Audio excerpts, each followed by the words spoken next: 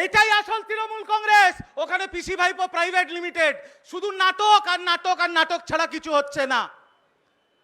তৃণমূল কংগ্রেসের কর্মী, তৃণমূল কংগ্রেসের ছাত্র, তৃণমূল কংগ্রেসের যুবরা 4 তারিখের পরে মার খাচ্ছে, বাড়ি ছাড়া, থানায় থানায় কেস হচ্ছে, আর নেত্রী আর তার ভাইপো শুধু ফেসবুকে লাইভ করছে। এখানে যে নেতৃত্বরা আছেন, সেটা ঋতব্রত বন্দ্যোপাধ্যায় থেকে শুরু করে, অরূপ রায় থেকে শুরু করে, বিপ্লব মিত্র থেকে শুরু করে, সন্দীপন সাজ, ববি হাকিম, অরূপ বিশ্বাস, তারা দিন রাত লড়াই করছে ছেলেদের পাশে থাকার জন্য। আর বলা হচ্ছে গদ্দার, বলা হচ্ছে গদ্দার। আমি এই মঞ্চ থেকে পরিষ্কার বলছি, তৃণমূল কংগ্রেসের এবং তৃণমূল কর্মীদের সব থেকে বড় গদ্দারের নাম অভিষেক ব্যানার্জি আর মমতা ব্যানার্জি। এরা হচ্ছে এই তৃণমূল কংগ্রেসের সবচেয়ে বড় গদ্দার। দাঁড়িয়েছিলেন পাশে কর্মীদের, থেকেছিলেন পাশে কোনোদিন? পার্টি অফিস জ্বালিয়ে দেওয়া হচ্ছিল, বাড়ির থেকে বেরিয়েছিলেন? একবার বাড়ির থেকে বেরিয়েছিলেন যুবরাজ, ডিম খেয়ে গ্যারেজ হয়ে গেছেন আর আজ অব্দি বেরোননি। বড় বড় কথা। কর্মীরা মার খাবে, কর্মীরা ঘর ছাড়া থাকবে।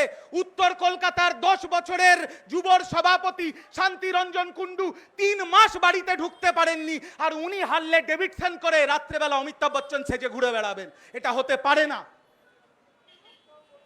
এটা হতে পারে না। আপনাকে কর্মীর সাথে থাকতে হবে। এই দল মা মাটি মানুষের দল, এই দল কর্মীদের দল। আমাদের বলা হচ্ছে আমরা বিজেপির নাকি বি টিম। আমরাই একমাত্র যারা বিজেপির বিরোধিতা করছি, আমরাই একমাত্র যারা বিজেপির চোখে চোখ রেখে লড়াই করব। এই মঞ্চ থেকে আমি বিজেপিকে বলতে চাই, আপনারা ভালো কাজ করলে ভালো কাজ করুন, কথা হবে ভালোভাবে। যদি আপনারা অন্যায় করেন, তাহলে এই তৃণমূল কংগ্রেস আপনাদের চোখে আঙুল দিয়ে দেখিয়ে দেবে আপনারা ভুল করছেন। মুখ্যমন্ত্রী ইতিবাচক কাজ করার চেষ্টা করছেন, তাকে সাধুবাদ জানাই, কিন্তু তারই দলের অনেক লোক এখন গুনতে ব্যস্ত। একটু গোনা কমান, মানুষের কাজ করুন, মানুষকে হালকায় নেবেন না। তৃণমূল কংগ্রেস, মমতা বন্দ্যোপাধ্যায় ভেবেছিলেন 215-র পর 240 হবে, মানুষের দরবারে 80-তে পরিণত হয়েছে। আপনাদের নেতাদেরও বলুন সংযত হতে, ওরাও কিন্তু নিচে নামা শুরু হয়ে গেছে। প্রতিটা জেলায় জেলায়, প্রতিটা ওয়ার্ডে ওয়ার্ডে যেভাবে তোলাবাজি, মস্তানি, তৃণমূল কংগ্রেসের কর্মীদের ওপর মারা হচ্ছে, ভুয়ো কেস দেওয়া হচ্ছে, তার প্রতিবাদ তৃণমূল কংগ্রেস করবে। ঋতব্রত বন্দ্যোপাধ্যায়, আখরুজ্জামানের নেতৃত্বে এই তৃণমূল কংগ্রেস বিজেপির চোখে চোখ রেখে লড়াই করবে। আর যারা আমাদের বলছে আমরা দালাল, আমরা গদ্দার, তারা বাড়িতে বসে মিনমিন করছে আর ফেসবুকে লাইভ করছে। আমি কলকাতা পুলিশ আর পশ্চিমবঙ্গ পুলিশকে স্যালুট জানাই যে আপনারা আবার আইনের কাজ করছেন। কালকে যেখানে আপনারা গিয়ে মুভমেন্ট করেছেন, আগে ওখানের অর্ডারে আপনাদের হাত বেঁধে দেওয়া হতো। আমি আপনাদের স্যালুট জানাই যে আপনারা আবার আইন প্রতিষ্ঠা করার চেষ্টা করছেন।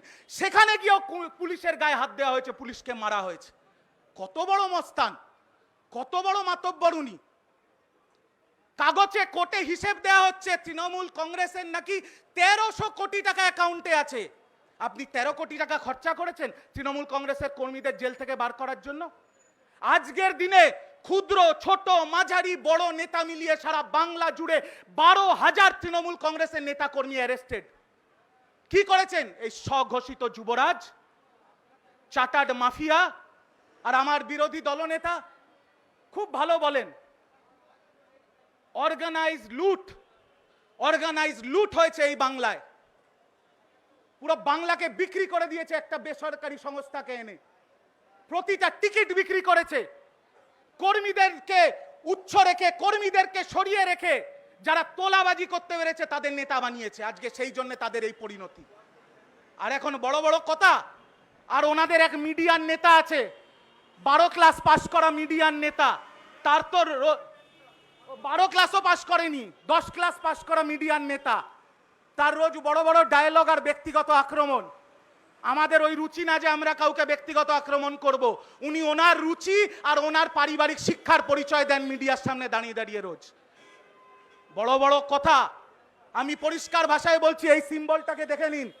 এই সিম্বল মা মাটি মানুষের সিম্বল, তৃণমূলের সিম্বল, তৃণমূল কর্মীদের রক্ত জল করে মাথার ঘাম পায়ে ফেলে তৈরি করা দলের সিম্বল। আর এই সিম্বল এই দলের সাথে, এই নেতাদের সাথেই থাকবে, ওনাদের সাথে কিছু থাকবে না। শুধু পিসি ভাইপো কোম্পানি ছাড়া আর কিচ্ছু থাকবে না, কেউ থাকবে না। বাংলা হান্টের আরও খবর দেখতে নজর রাখুন। বাংলা খবর মানেই বাংলা হান্ট।